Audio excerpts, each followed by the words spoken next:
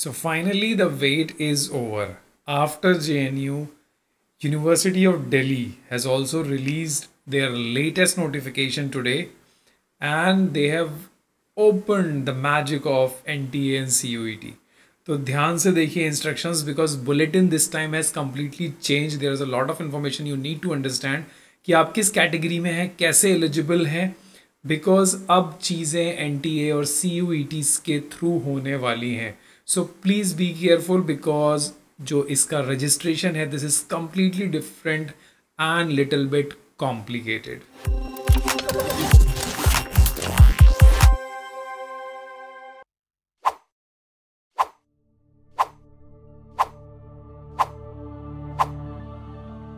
So this is the admission page of university of Delhi जिसका कि सारे लोग वेट कर रहे थे. Now university of Delhi has released all their details जो कि डाउटफुल थी, समझ में नहीं आ रहा था, but now each and everything is crystal clear.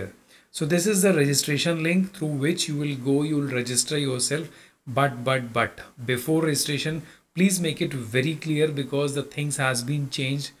वो लोग emphasize कर रहे हैं सारी चीज़ों में, तो मैं आपको registration link भी दिखा देता हूँ. This is the registration page through which you will go and make a new user registration. So before doing this, please make it very sure कि you have read all these condition which is mentioned in the bulletin of information. अगर नहीं पढ़ना चाहते हो so listen it very carefully, otherwise कोई भी information miss होगी so you will lose your form. Now this is the admission schedule through which there are two phases, phase 1 and phase 2. So right now this is the phase 1 because registration begins and this is from today onwards, Wednesday July 12, 2023. तो आज से registration होंगे and it will be closed on again Wednesday August 2nd 2023. So आपको जो भी registration करना है before this period, okay, ये window period के अंदर आपको registration login बना के कर लेना है. Now the interview by the department, once you will do the registration they will screen the form. इतने कम time में they will start taking your interview. मतलब after just 14 days the interview list will be started and interview कुछ departments और centers के start हो जाएंगे from 16th of August to 16th of December. That means within a 1 month they will cover all interview. तो आपका कहीं और schedule है, कुछ भी है, so just postpone it because Delhi University is one of the best university. ये 100 years पूरे कर चुकी है this time. So this is one of the oldest and this is one of the best university I can say. Now उसके बाद 26th of September यानी ठीक 10 दिन के बाद DRC और रिकमेंडेशन कमिटी के बेसिस पे रिजल्ट्स आउट होंगे. फॉर एग्जांपल 20 स्टूडेंट्स बैठे थे उसमें से 5 सेलेक्ट हुए, so results will be out and you will get only single day to pay the fees. Last date of the fee payment should be 27th of September. तो आपको एक ही दिन के अंदर डिसाइड करना होगा कि आपको एडमिशन लेना है कि नहीं. Now comes to the phase 2. This is all about the phase 1 जो कि अभी open हो रखा है. You will go and do your registration for the phase 1. Please make it very clear. अभी phase 1 के लिए तैयारी चल रही है, login open है. Now the phase 2. Phase 2 में होने वाला है entrance test. That should be conducted by the NTA, CUET. But the dates, the things, the eligibility, the terms and condition will be announced later. Registration begin after the declaration of the entrance test result. Registration कब होंगे आपके university के? जब आपका CUET का results आ जाएंगे, then you will go to the registration portal of the DU.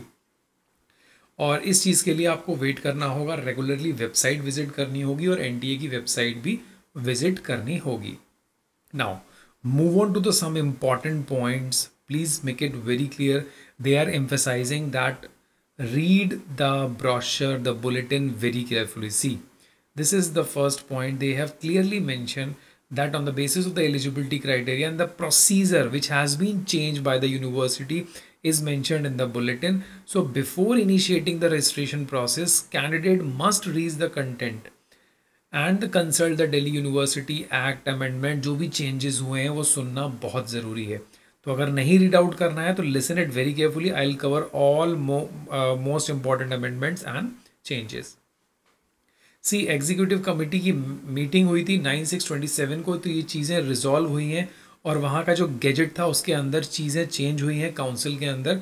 So the clause C eligibility criteria देखना हमको बहुत ज़रूरी है before proceeding to the registration. Now they have clearly mention कि interview is mandatory for all the candidates. आप किसी भी phase से एडमिशन लो, either phase 1 or phase 2, you have to face the interview. That was already there in the previous forms, but they have emphasized, I don't know why. Leave it. Now, for the academic year, the PhD registration portal shall be opened more than one. Now you will take admission, you have two chance. जो 2 बार admission होंगे तो may be जो phase 1 के होंगे, phase 2 के होंगे, and you will be eligible for that. Now phase 1, this is very important point। जो phase 1 है उस phase 1 के अंदर who are eligible and who are not eligible। So those who are having any national examination certificate, please make it very clear, any national examination certificate, I am not saying fellowship। JNU ने इस चीज़ को बोला था कि उसके पास fellowship होना चाहिए। So if I am having a UGC NET or CSIR NET certificate, then I am not eligible. So overall, it can be concluded that if you are having a UGC NET, CSIR NET, or any other examination like GATE without fellowship, then you are eligible for this form. But if the same condition, like मेरे पास CSIR NET है but JRF नहीं है, then I am not eligible to apply in JNU, but I am eligible to apply in this phase of Delhi University. Is that clear? This is the most important point.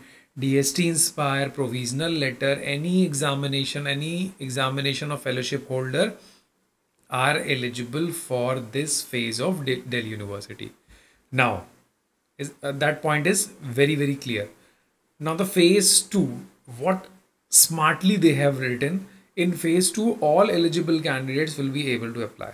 What a nice statement they have written, what a nice compilation of this bulletin. All eligible candidates will be able to apply. They have not written nowhere कि जिसके पास JRF नहीं है, जिसके पास net नहीं है, वो लोग phase 2 में अप्लाई करेंगे। बट ऑल एलिजिबल, अगर मेरे पास मास्टर्स है, I am a 55% marks holder in masters, then I am eligible for both the phase. No, not only the both the phase. I am eligible for phase 2. If I am eligible only, then I am eligible for phase 2. But I'm having a master's 55% marks plus net or JRF, then also I am eligible for phase 2. अभी clear हुआ? Phase 2 के लिए सारे के सारे students eligible हैं irrespective of their UGC NET JRF criteria. बस आपके मास्टर्स होना चाहिए 55%। मतलब अगर JRF वाले लोग 2 बार चांस लेना चाहें, नेट वाले लोग 2 बार अटेम्प्ट करना चाहें इंटरव्यू, वो कर सकते हैं। This is the best part, they have very clearly and very smartly written, तो आप दे सकते हो। अब बार बार उसके इंटरव्यू के रिजल्ट्स आएंगे and you will be informed. According to the DRC meeting, Departmental Research Committee, the results will be declared. Now the registration fees, this is very easy. 300 rupees for the category students and 750 rupees for the unreserved EWS and OBC NCL. So 750 and 300. So please make it very clear कि आपकी category कौन सी है, उसके according you have to give the registration fees. Now move on to the next point. The next important point is that just leave it, this is not eligibility and verification, they have emphasized a lot, this is very important. So seat नीचे mention कर रखी है, और अगर आपको और eligibility देखनी है तो मैं अभी दिखाता हूँ, बट अभी मैं just ये देख रहा हूँ कि कोई भी important point miss ना हो। चलिए अब आ जाओ ऑनलाइन रजिस्ट्रेशन पे। Once you are eligible, you will go to the online portal, you will register yourself with a new user registration with a valid email ID, this is very important। उसके बाद आपको अपनी personal detail को furnish करना है along with your email ID and phone number. ये सारी चीज़ें रिटेन रखना, because this will only use in the future correspondence. Admission लेने के टाइम अगर आपका लॉगिन नहीं हुआ या कुछ भी डिटेल नहीं आई, then nobody will be responsible for that.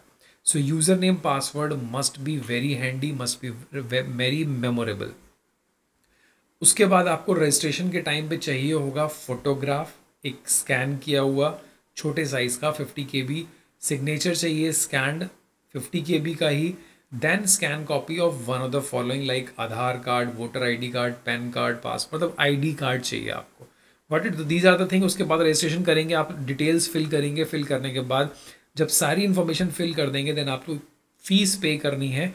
और फीस पे करने के बाद काइंडली चूज़ PhD. वो आपको एक ऑप्शन आएगा कि किस डिपार्टमेंट में you are going to choose the PhD. अब यहाँ पे बहुत ही इंपॉर्टेंट चीज़ आने वाली है. Like once you choose the PhD programme, then according to the department it very. आपको अपनी फेलोशिप डिटेल, स्कॉलरशिप डिटेल सब कुछ भर देना है. कोई फाइनेंशियल सपोर्ट है तो नहीं. और डिपार्टमेंट के according you have to enter the details of the research proposal. Now comes the selection point. यहीं से आपका सिलेक्शन होना स्टार्ट होगा.